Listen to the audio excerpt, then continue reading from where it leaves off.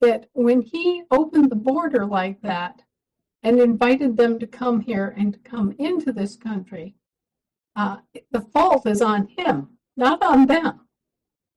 Okay, it's Joe Biden's fault.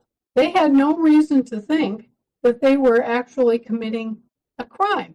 And I think that what we need to face up to is that we had a criminal in Washington, D.C. They were invited here under false pretenses by someone who did not have the authority to do that. Biden went to those Mesoamerican and South American countries and cut a deal. He gained money for every single one of them who came across the border.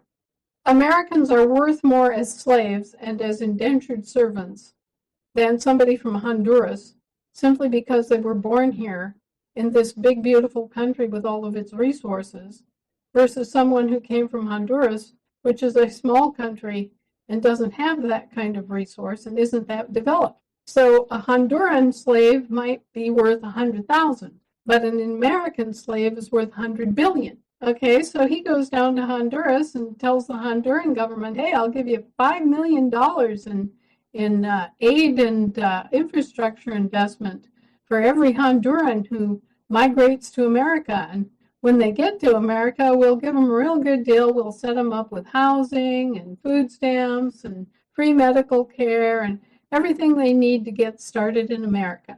And now all of a sudden they can be counted as undocumented Americans. Of course he wants as many of these people to come across that border as he can possibly snag.